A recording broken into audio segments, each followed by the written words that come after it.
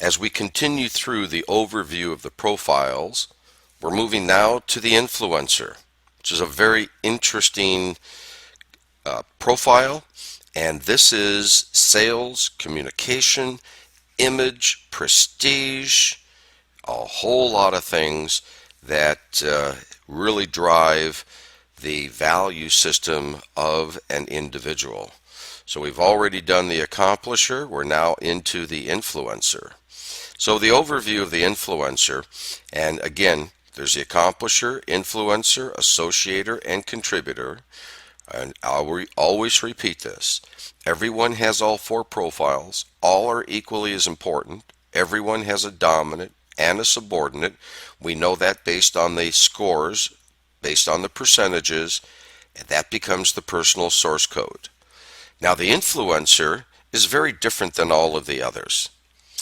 This kind of person that has a dominant influencer cannot multitask. And the reason is that they tend to look at life with tunnel vision. They're not big picture people. But what they do have, depending upon where they score on the continuum between 0 and 100%, they have very strong sales skills, very strong communication skills.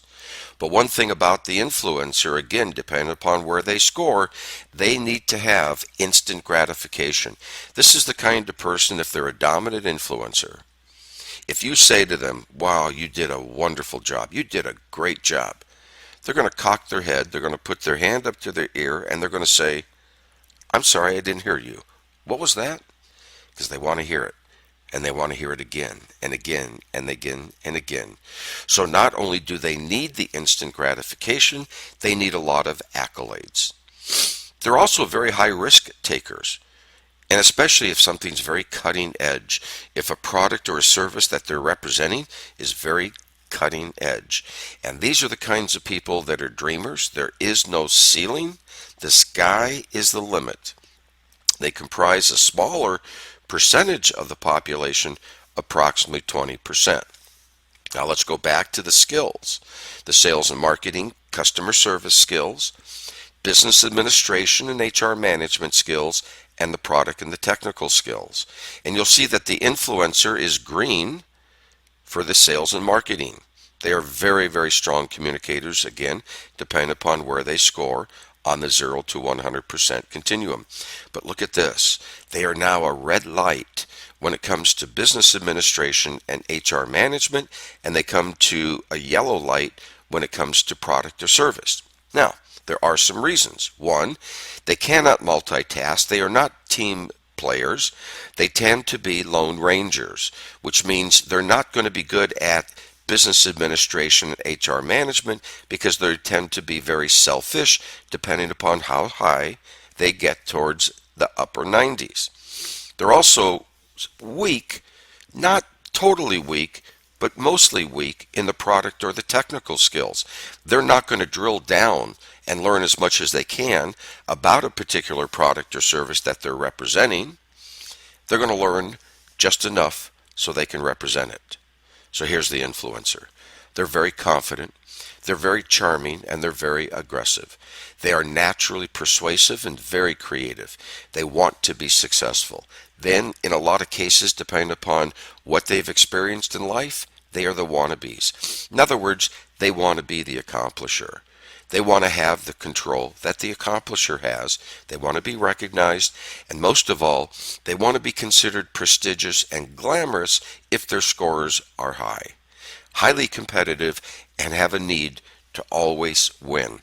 If you're out on the golf course, for instance, with a high scoring influencer, once they're done on the putting green and the ball is in the hole, they're gone. They're not a team player. They're not going to stick around and see how everybody else is doing. Now, think in terms of how advertising agencies develop marketing and advertising campaigns specifically for the influencer. So think Cadillac. Cadillac, when you see a commercial on television for Cadillac, it's generally at night, the streets are wet, the car is illuminated, and there's deep bass rock music hard pounding music, and the Cadillac is pounding through a puddle, and it's splashing, and it's geared, and it's got your heart pumping, and you're listening to the beat of the music. That's designed for the influencer. And you'll see that other advertisements aren't. So it's a smaller percentage of the population, can be very sales oriented, and they're often overextended financially. In other words, if they're high scoring, they will be overextended. In other words, they're going to buy cars, clothes. They're going to live in houses and in residential areas, not necessarily because they can afford them, but because that's the prestigious area they want to be in. And if you remember, one of the things that we've done in our research with each of these profiles is to have a better understanding of what their fears are.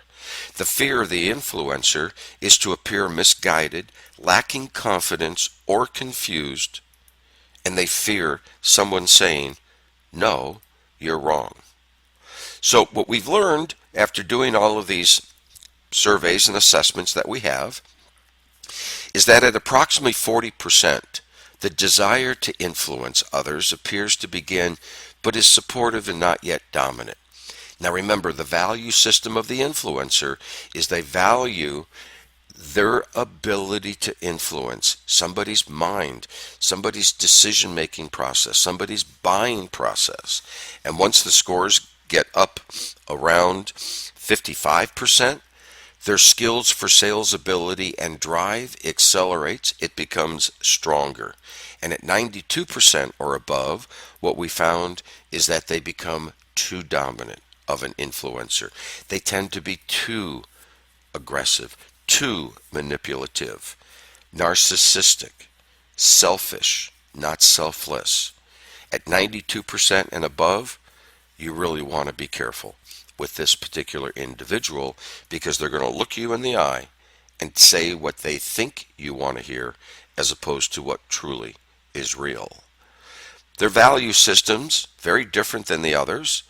It's image, sex appeal, challenge, leverage, prestige, money, power, instant gratification, control, recognition. It's all about their egos. Competition. They know they can succeed.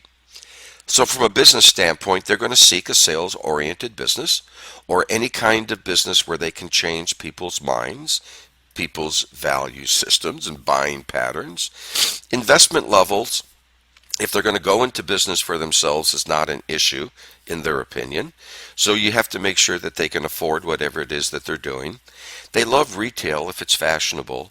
They like anything that's trendy and futuristic, cell phones, computer devices, plasma TVs, LCD, LED TVs, anything that is cutting edge technology, and they need instant gratification. Their preferences in business is anything that gives them image and prestige. So the type of business is very important to an influencer. They will work long hours. They're not afraid of working. But they're going to do it only if they see the end result of status. They tend not to do well with employees because depending upon where they score, they tend to be too selfish, not selfless. They do not have compassion. They always like to have bragging rights. They want growth, but they lack the patience it takes to get them there. They are results driven and hardworking because it's all about them. Show me the money, and they're going to go get the money. And as a result, they're very poor delegators, very poor managers. They're driven by ego and success. And the one thing about the influencer, depending upon where they score, if they're up very high, the higher they are, the shorter the attention span. They're not detail oriented. They're not going to fill out reports. They're not going to create business plans unless they're absolutely forced to. They don't like the details of day-to-day operation. They want to be in control, and they're always going to come up with ways in which they can improve the system. And they're fickle. They're going to change the direction. They're going to change their minds as often as the wind changes direction. And in a lot of cases, they may be financially overextended, which from a sales and marketing standpoint, anytime a employer can dangle a carrot, that's going to be good for the influencer. But they're going to skip the necessary steps to get to the results. They're going to try and shortcut the system. They don't believe they need any kind of support. They feel that any kind of accountability is intrusive. They want recognition, they want acknowledgement, and they want it on a regular basis. And then what's going to happen is in a lot of cases, they may get bored. So they need stimulation on a pretty regular basis. That's the influencer. Very different than the rest of the profiles, but as important as all of the others.